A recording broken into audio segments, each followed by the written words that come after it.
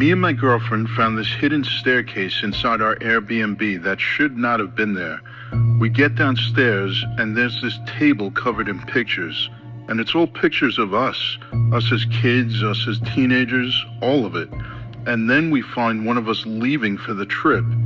Then, out of nowhere, the door above us slams shut, the lights go out, and for a full hour we're standing there in the pitch black listening to something that was not human. And that's not even the craziest part. Let me tell you exactly what went down. So me and Amanda booked this rental for the weekend, just outside of town, nothing crazy. We wanted a quick getaway. Work had been stressing us both lately, and we figured 2 days away would do us some good. We get there Friday evening and start unpacking, and honestly, the place looked great. Real quiet, kind of isolated, at the end of this long gravel driveway. There was no neighbors around, just trees everywhere. It looked exactly like the listing photos. There was this one door in the hallway that was locked. We didn't even think twice about it. Figured it was just a supply closet or something the owner kept locked up. Like cleaning stuff, storage, whatever. Well, we had dinner, watched the movie, then we went to bed. The first night was totally normal. Next morning, still nothing weird, Amanda gets up before me to make coffee, and I hear her call my name from the hallway. Something in her voice was off, so I go check it out. That door that was locked the night before, well, now it's wide open, and it's not a closet back there. There's a staircase leading down. We just stood there looking at it for a second. Neither of us touched that door. We don't know who opened it, but somebody must have opened it while we were sleeping. Amanda wanted to go check it out. I wasn't really feeling it, but you know how curiosity works, so we go downstairs together. It gets colder the further we go down. We get down to the bottom, and it's this dark room, cold, damp feeling to it.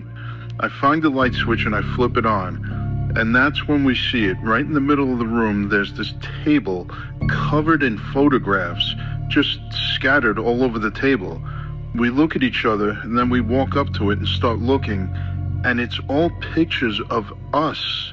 And not only that, it's us as kids, us as teenagers. There was a picture of us on our first date. Then I find the last one, and it's a picture of us packing the car, getting ready to leave for this exact trip that we're on now. It looked like it was taken right from our own driveway. Amanda grabs my arm. She's shaking at this point, and I tell her we need to get out of here right now. We turn to head back up the stairs, and that's when we hear it. The door at the top of the stairs slams shut, hard, like somebody threw it closed on purpose. We run up and try the handle, and it's locked. I throw my shoulder into it, nothing. The lights cut out, every single one, upstairs and downstairs, pitch black. I couldn't even see my own hand in front of my face. Amanda grabs onto me and doesn't let go. And now we're just standing there in the pitch black, not knowing what to do. Neither of us had our phone on us. That's when the noises start. It sounded like screaming, but not like any person or animal that I've ever heard. Something was slamming into the walls around us, stuff crashing into the floor somewhere in the dark. I pull Amanda down against the wall, and we just sit there. We don't talk, we don't move, and for basically a full hour, we are listening to chaos happening in the dark.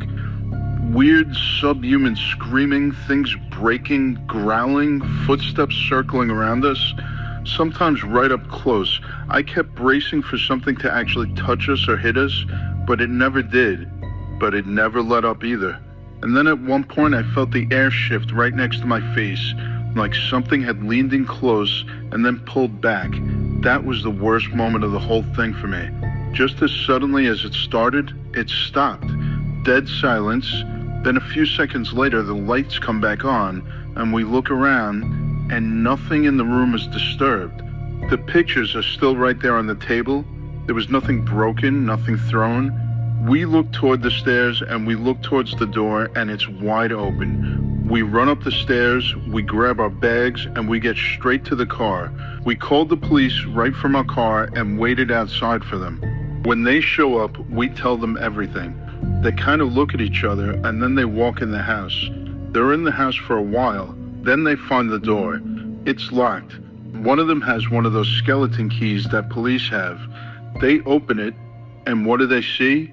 It's just a small closet, a mop, some cleaning supplies, a couple buckets. That's it. No stairs, there was no room, no table, no pictures. At that point, the officers just looked at us and said, "You guys could file a report if you want." We filed the report, we left the house. Driving home, we called the Airbnb owner, told him everything, and he acted like he had no idea what we were talking about. He thought we were crazy too, but I swear, we both saw it and experienced it. We know what we saw, we know what we heard, we know what we felt. To this day, we still don't know what that room was or why it wanted our whole lives laid out on that table, why it wanted to scare us like that. But for some reason, it did. This is Steven, and I'll see you on the next Midnight Creep Call.